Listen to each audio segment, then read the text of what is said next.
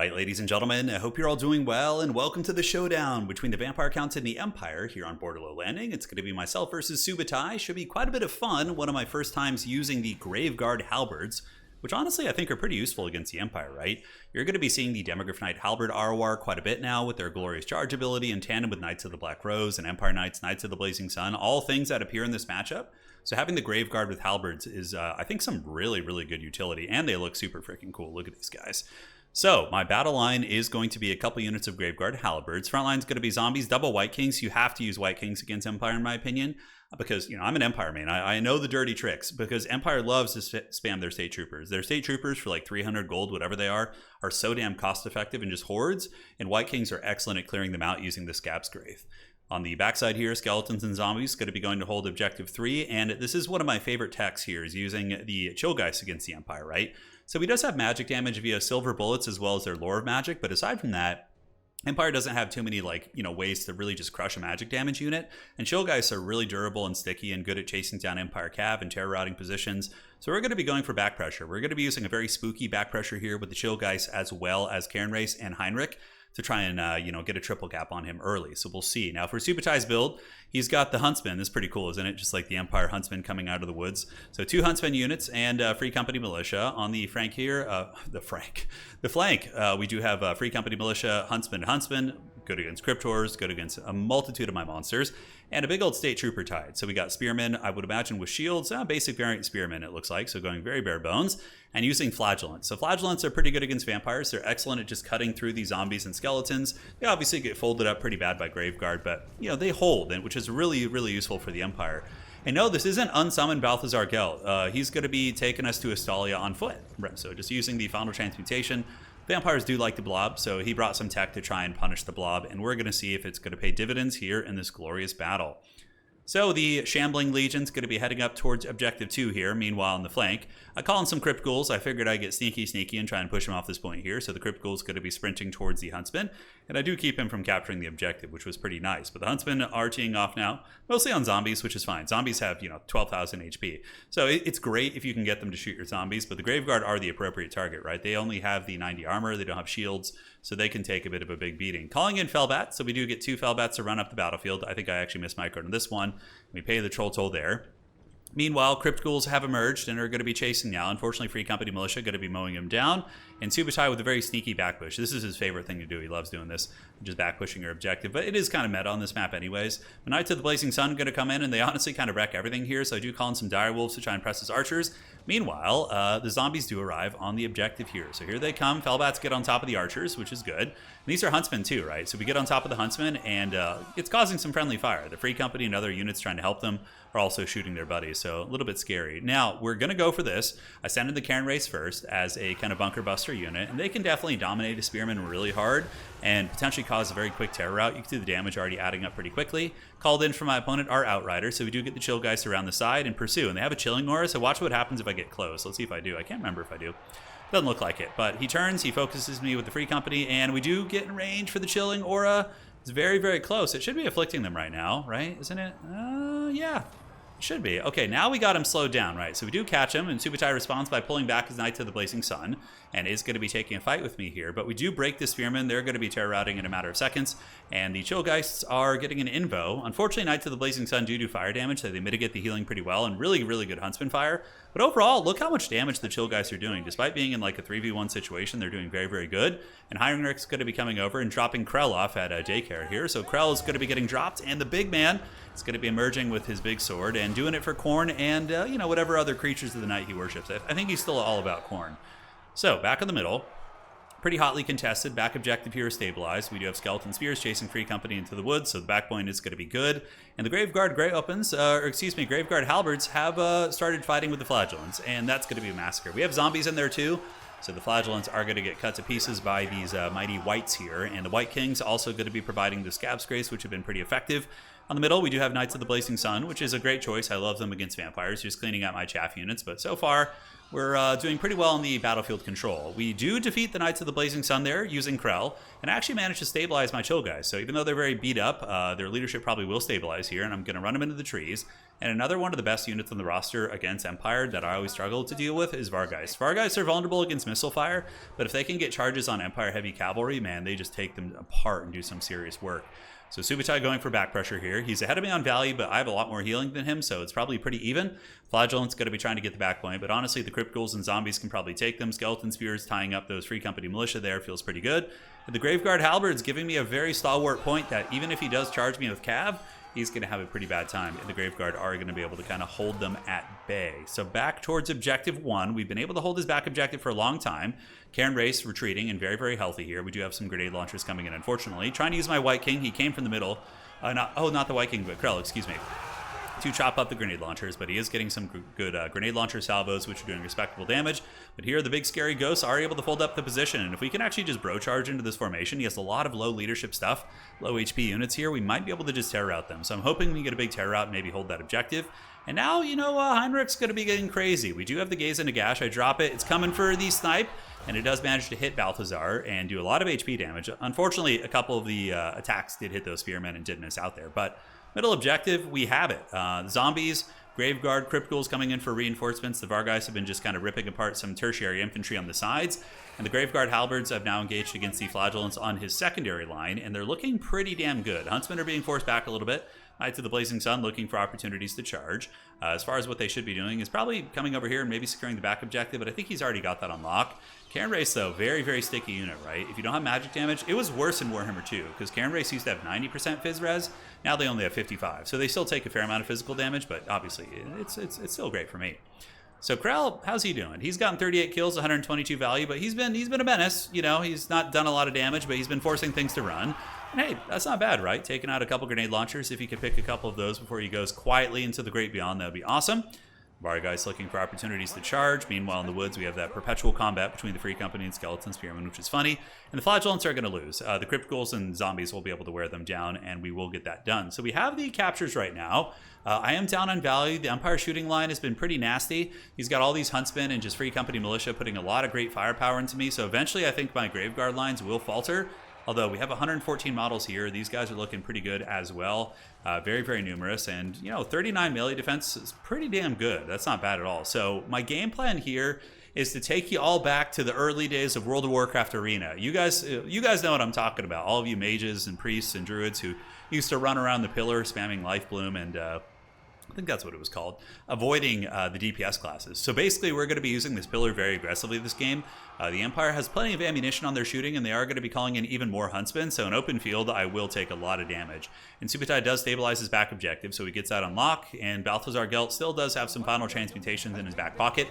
Meanwhile, the Vargeist going to be ripping into the Knights of the Blazing Sun. Those guys going to be sent packing with negative 30 leadership, but every time I bounce out, a lot of focus fire coming in, and you can see that value just climbs for the Empire when I get an open field for him.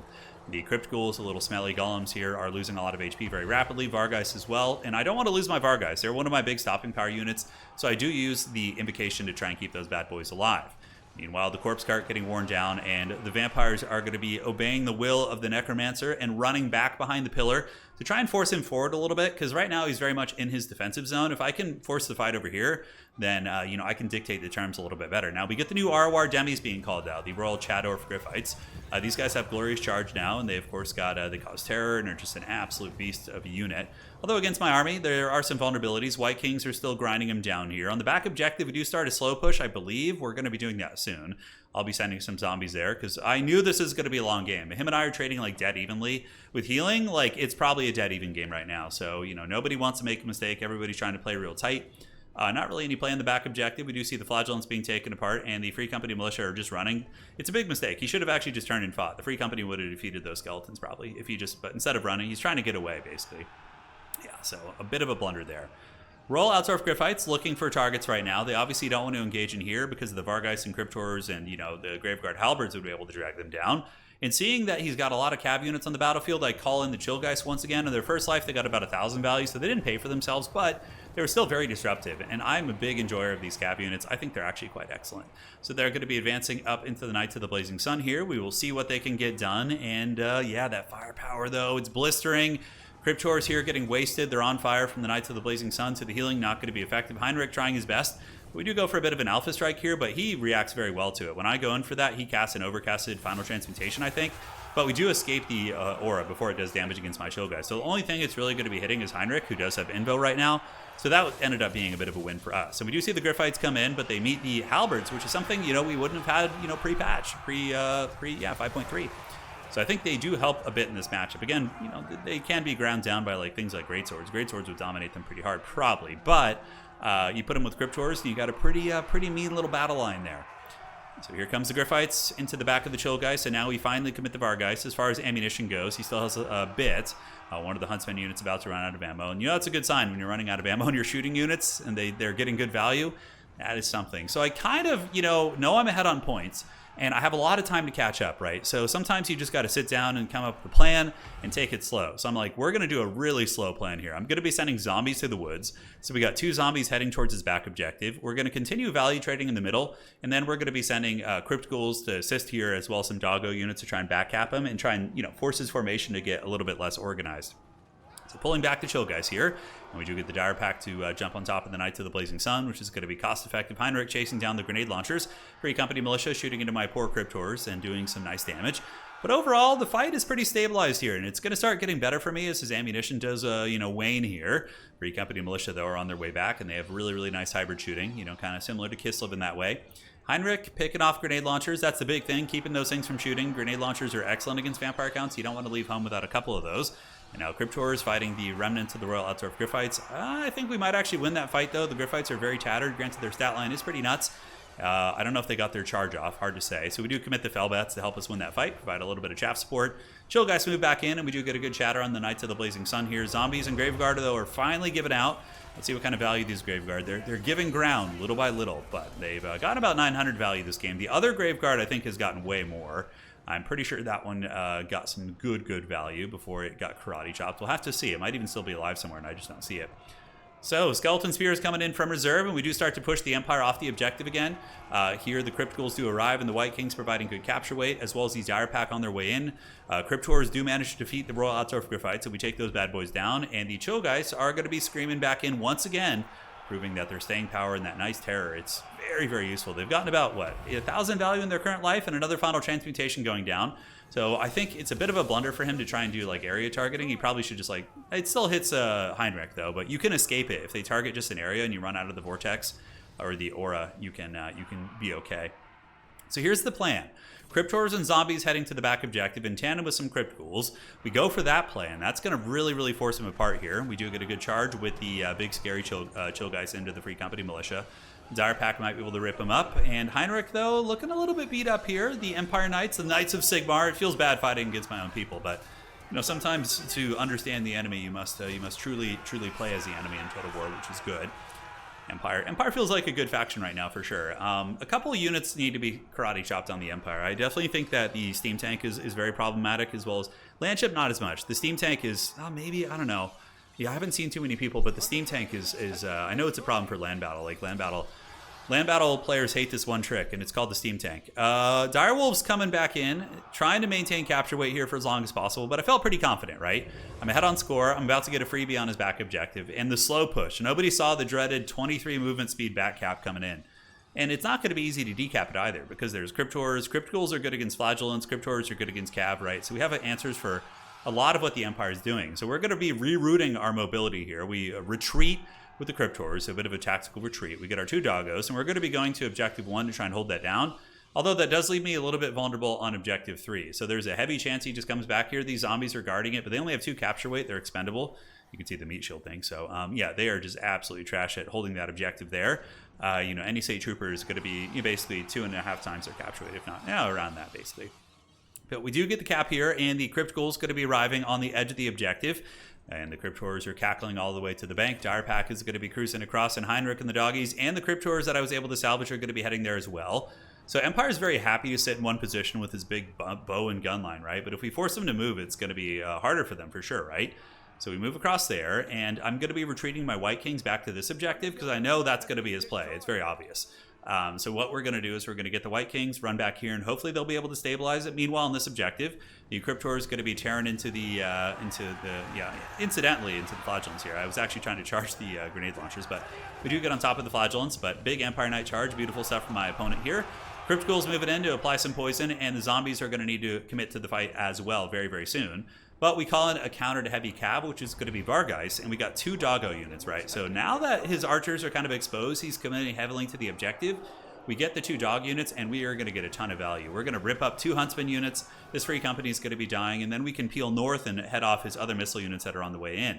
And Vargeists will be Vargeists, and when they get there, man, they have a lot of oomph, and they get in, punch down those cav units, doing the shaky cam, the Jason Bourne, you know, the classic trick they use to make it look like actors know how to fight, the fast camera angles. It was cool the first time. When they did that in the Bourne Supremacy and the Bourne movies, I thought it was super rad, but then it got used in like every like Z-list action, you know, straight to DVD Steven Seagal movie to like mask the fact that he's like morbidly obese and can't fight. But yeah, just a tangent for another day. Flagellants here, going to get charged down by the Vargeist, and here we get the dire wolves. They're going to be coming across. And you see they munch up all the doggies here, and we start to pull all the huntsmen, and we pull a big value lead, 11.5 against 11.4 or 11.1. But remember, we have healing, right? So we're actually much further ahead. And he does get the back objective, and I think at this point, do we win on 1? I think we do, just barely win on 1 objective. But I have a pretty good opportunity to get him off the back point here. The 2 White Kings arriving in tandem with the Hex Race, which are going to be really nasty. Those guys are crumbling down here, and we just fold him up on objective 1. It's an absolute bully beatdown here. The Cryptors will be able to handle those Flagellants. The Doggos just feasted on all these just scattered units. Knights of the Blazing Sun being called in, but now Heinrich and company are going to make their way to the middle. Balthazar Gelt in big trouble. Heinrich is a better fighter than Balthazar. By a little bit, not by much. 38.45 against 34.38, and he does hit harder, and he's on a horse with a charge bonus. So Balthazar probably going to get broken here. He's wavering and is in some danger. So we do have more Flagellants coming back in, but I think they're going to be hard-pressed to get that objective. Meanwhile, back here on this point, you can see the Hex Race and the White Kings are clearing out a fair amount of the State Troopers, and we do start to get capture weight again, although the grenades have been doing excellent work. These grenade launchers were able to escape me, so I call in the Scary Creatures of the Night. We get the Fell Bats. Their little shrieking sounds as they move towards the enemy lines, one of which is going to be shutting down the Outriders. The other one going to be descending onto the Free Company militia down here and hopefully getting her done. Get her done. So this one starts to flip to us. So even if we were to lose one of these objectives, we would probably have a backup win condition. But this objective in the middle is going to go to us. We have this one on lock as well. The Vargeist would probably be able to just massacre these heavy cab as well as these Flagellants with the help of zombies and Cryptors. And that is basically GG. Balthazar Gelt breaking in the middle, and we are getting this objective back as well. So well played to my opponent. Really fun game. Kind of interesting to see the other side. I personally feel probably neither of our builds were optimized, but in my anecdotal experience playing this as the Empire, I do feel like it's Empire favored, but that doesn't mean that vampires can't beat you. It's not so much so that, like, you know, you don't have a chance. Now, what did well? 1,000 value on these Graveguard and 500 on the other one. So not bad. You know, they held. They gave me some good staying power in the middle. And arguably, yeah, the shield variant would have lasted longer, but then if he didn't commit his heavy cav to the middle because of those units, probably. The Ghost Cav were good. We had the White Kings get great value. Heinrich was okay. I don't know if he was the best choice. Maybe like Vlad would have been better, but I don't know. He was pretty sneaky. And yeah, overall fun stuff. Balthazar got 1,500 value. Knights of the Blazing Sun performed, would imagine. The Griffites kind of lackluster, 900. They're still very good, but I don't know how good they do in this matchup, but GG, well played. See you guys around. That's it for today, and hopefully you enjoyed that sweaty Duel of Fates. Cheers.